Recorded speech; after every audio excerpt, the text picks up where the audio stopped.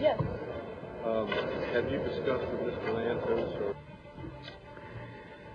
The Congressional Human Rights Caucus is very pleased to open this hearing on human rights issues in Yugoslavia by underscoring the purpose of the Congressional Human Rights Caucus, which is a bipartisan activity of the Congress, and which has one single objective, and that is to diminish and hopefully eventually to eliminate human rights abuses wherever they occur.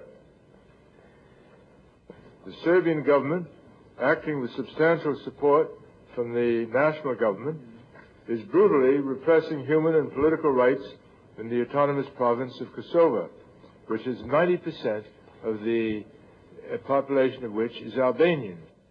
We should do it because it is right, and in the long run, it works out the best. But I fear that our State Department and others have worked out or are embracing a system of trying to be friendly with the Yugoslav government, not wanting to ruffle any feathers, and we're overlooking a very serious human rights problem.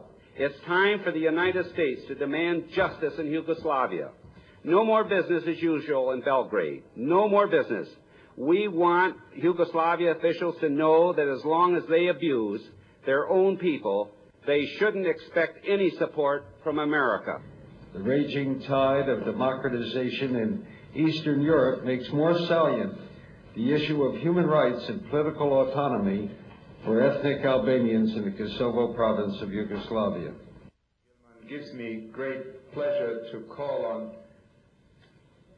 a distinguished former colleague, most effective former member of the Executive Committee of the Congressional Human Rights Caucus, who has fought for human rights on many continents and in many different situations, and who has taken such a prominent leadership role on this issue, the Honorable Joe DioGuardi.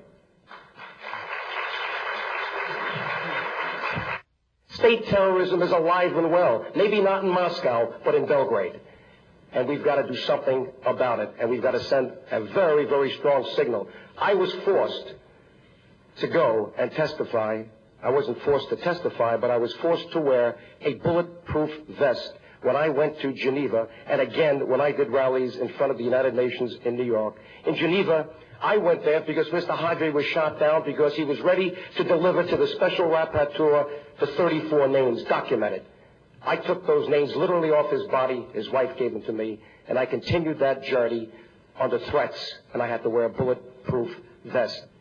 The issue is not terrorism, not certainly Albanian terrorism, because Albanians don't fire back. They've learned to be like Gandhi, to be like Martin Luther King, and literally they demonstrated that today by leaving those halls outside so this meeting could continue, and they traveled from California, Dallas, and all over.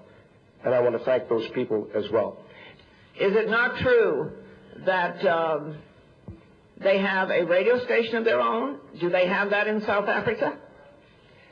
Let me say this. Do they? You compare them, Mr. DioGuardi. No. Listen, we can't go with relative justice. We have to Mr. go. DioGuardi, you made some very inflammatory statements I did, here. Because Mr. Milosevic has been very inflammatory against the Albanians, and someone has to speak up against them. And thank God we have the Congress of the United States to stand up for oppressed people, including the Coast Guard. Yes, but Mr. DioGuardi, you need to be accurate when you're a witness, especially when you're a paid lobbyist for a group. I'm an ethnic Albanian. Have to be I'm an ethnic Albanian. I'm an ethnic Albanian. I'm the president of the Albanian American Civic League and the Albanian American Foundation. and I resent those intonations.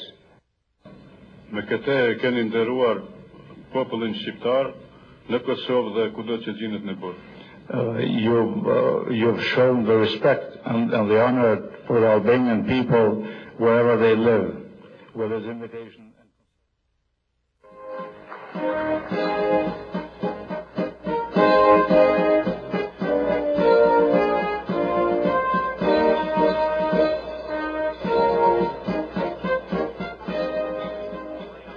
Okay, let me begin by introducing one of our great supporters, and let me say this, it's going to be difficult to say the word great because everyone here is great tonight.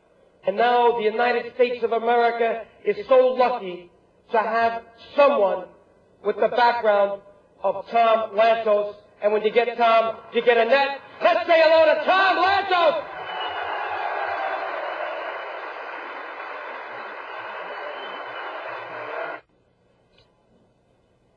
Tonight, Annette and I are telling you that we are deeply grateful for the privilege of being at this historic evening. And if you'll allow us, tonight we feel like Albanians.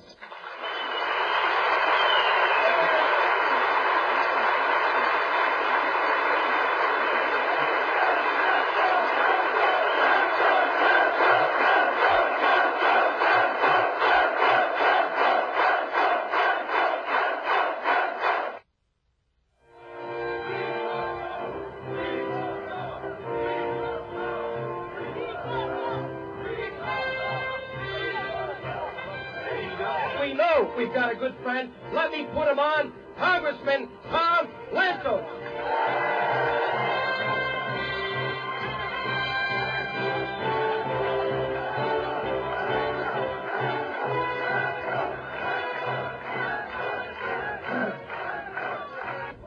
The winds of freedom and democracy are sweeping the whole of Eastern and Central Europe, and they will not stop at the borders of Kosovo.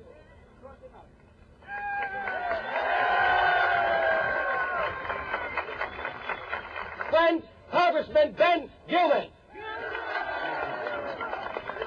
Thank you, Joe.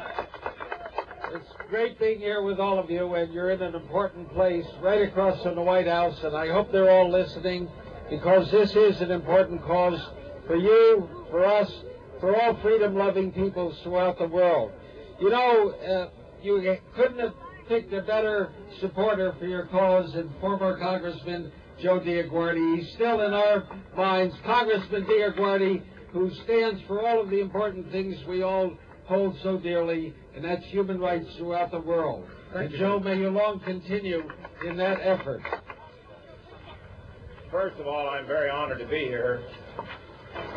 And I believe in freedom, and I believe in human rights, and I believe it ought to happen in Kosovo at the earliest possible time. We cannot let people be subject to tyranny anymore, oppression anymore. People are entitled to their freedom, they're entitled to their basic rights. And so I agree with the Prime. Free Kosovo, and do it now.